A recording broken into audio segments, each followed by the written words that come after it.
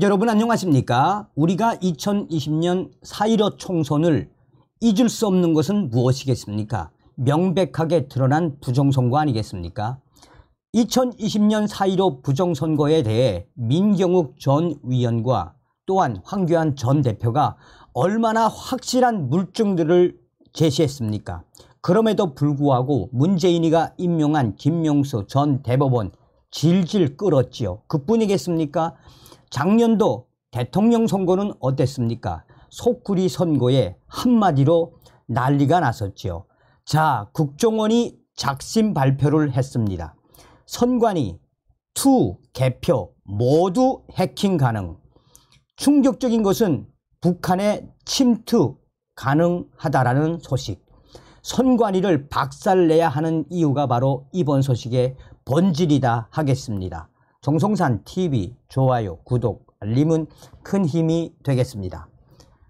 자, 가상 해킹에 뻥 뚫린 선관위, 국정원, 투, 개표 모두 해킹 가능.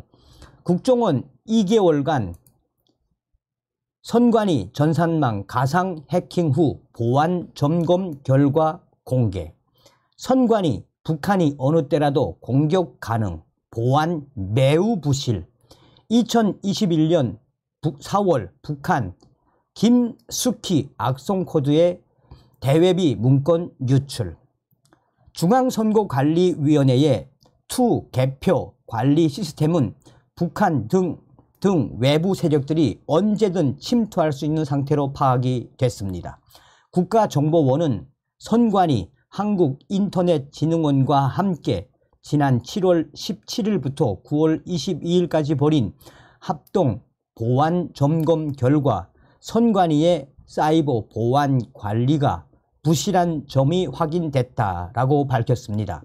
이번에 국정원이 밝힌 이 충격적인 소식의 핵심은 바로 선관위가 북한의 해킹과 외부 세력의 해킹에 완전히 노출되어 있다라는 것입니다.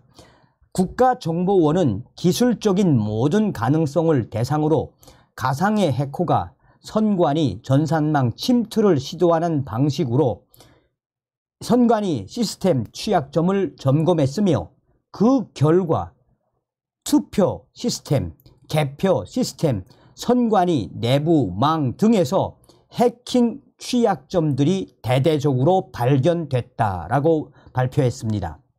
해킹으로 투표 여부 바꾸고 유령 유권자 등록, 선관위 도장 파일 절취, 유권자 등록 현황과 투표 여부 등을 관리하는 선관위의 통합선거인 명부 시스템은 인터넷을 통해 침투할 수 있고 또한 접속 권한 및 계정 관리가 부실해 해킹이 가능한 것으로 확인이 됐습니다. 국가정보원은 이를 통해 사전 투표한 인원을 투표하지 않은 사람으로 표시하거나 사전 투표하지 않은 인원을 투표한 사람으로 표시할 수 있고 존재하지 않는 유령 유권자들도 정상적인 유권자로 등록할 수 있었다라고 밝혔습니다. 또 사전투표용지에 날인되는 청인, 선관위 도장, 청인, 사인, 투표관리인의 도장, 청인, 사인 파일을 선관위 내부 시스템에 침투해 훔칠 수 있었다라고 밝혔습니다. 아울러 테스트용 사전투표용지 출력 프로그램의 통제가 엄격하지 않은 탓에 실제 사전투표 용지와 QR코드가 같은 투표지를 무단으로 인쇄할 수 있었다라고 충격적으로 발표했습니다. 더 충격적인 것은 사전투표에 설치된 통신 장비에 사전에 인가된 장비가 아닌 외부의 비인가 컴퓨터도 연결할 수 있어서 내부 선거망으로 침투할 수 있었습니다. 위탁 선거에 활용되는 선관위 온라인 투표 시스템의 경우 정당한 투표권자가 맞는지를 인증하기 위한 절차가 미흡해 해커가 대리 투표를 하더라도 확인이 불가능했습니다. 부재자 투표의 한 종류인 선상투표는 특정 유권자의 기표 결과를 암호화해 볼 수 없도록 관리하고는 있으나 암호 해독이 가능해 기표 결과를 열람할 수 있었다라고 국정원은 밝혔습니다. 개표 결과까지 바꿀 수 있어 투표지 분류기에 해킹 프로그램 연결 가능. 국정원이 밝힌 충격적인 소식은 이 현재 선관위의 시스템에 엄청난 문제가 있음이 드러났습니다. 투표 조작을 넘어 개표 결과까지 바꿀 수 있다는 사실을 국정원은 발표했습니다. 대한민국의 국가정보원은 개표 결과가 저장되는 개표 시스템은 안전한 내부망에 설치, 운영하고 접속 비밀번호를 철저하게 관리해야 한다라며, 하지만 선관위 보안 관리가 미흡해 해커가 개표 결과 값을 변경할 수 있음이 드러났다라고 밝혔습니다. 국가정보원은 특히 투표지 분류기에서는 USB 등 외부 장비의 접속을 통제해야 하지만 비인가 USB를 무단으로 연결해 해킹 프로그램을 설치할 수 있었으며, 이를 통해 투표 분류 결과를 바꿀 수 있었다라고 밝혔습니다.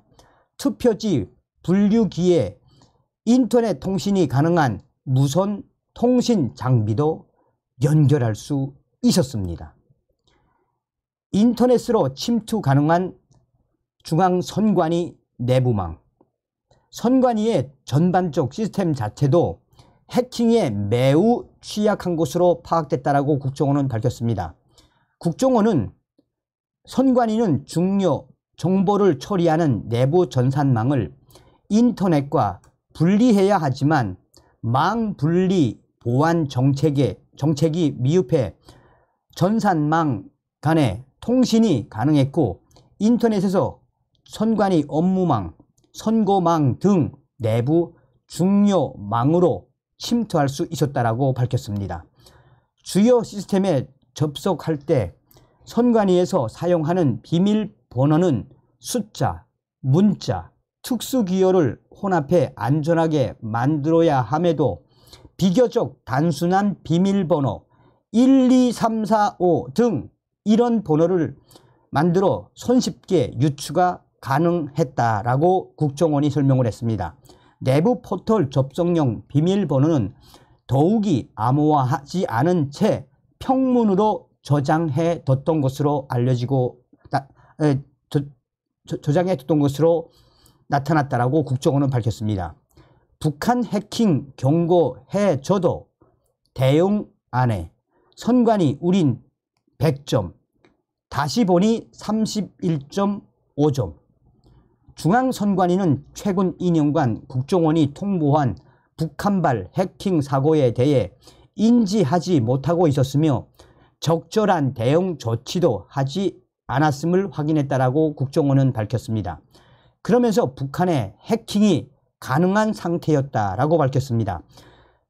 특히 2021년 4월에는 선관위의 인터넷 컴퓨터가 북한 김숙희 조직의 악성 코드에 감염돼 상용 메일함에 저장되었던 대외비, 문건 등 업무 자료와 해당 컴퓨터의 저장 자료가 북한에 유출된 사실이 이번 점검에서 드러났습니다. 선관위는 지난해 주요 정보 통신 기반 시설 보호 대책 이행 여부 점검을 자체 평가한 결과 100점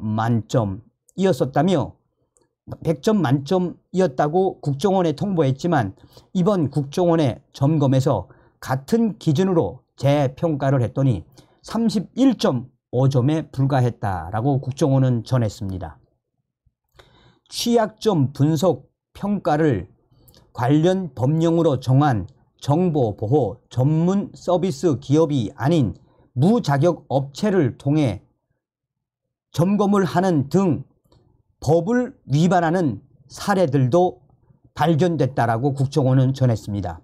국정원은 합동보안점검팀은 국제 해킹 조직들이 통상적으로 사용하는 해킹 수법을 통해 선관위 시스템에 침투할 수 있었던 바 북한 등 외부 세력들이 의도할 경우 그 어느 때라도 해킹 공격이 가능한 상태였다라고 충격적으로 설명을 했습니다.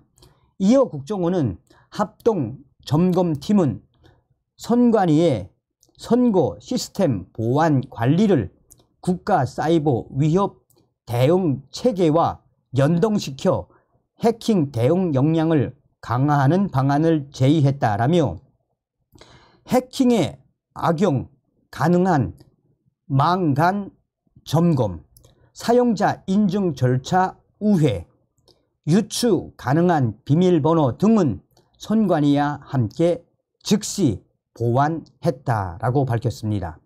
사실상 국가정보원은 북한에 뚫린 선관위, 우리 국민들에게 그 사실을 속인 것이나 다름이 없으며 북한과 외부 세력들이 마음만 먹으면 어느 때라도 중앙선관위 이 망을 해킹해 투표, 개표 모든 것을 다 조작할 수 있었던 충격적인 상황이었다라고 국가정보원은 밝혔습니다.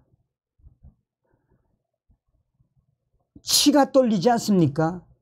우리가 왜 저 중앙선거관리위원회 발칵 뒤집어 엎어야 하는지 국정원이 이번에 밝히지 않았으면 어떻게 될 뻔했습니까? 우리가 정신 바짝 차리고 내년 총선 이 선관위를 박살을 내야 합니다. 윤석열 정권으로 바뀌지 않았으면 정말 어떻게 될 뻔했습니까?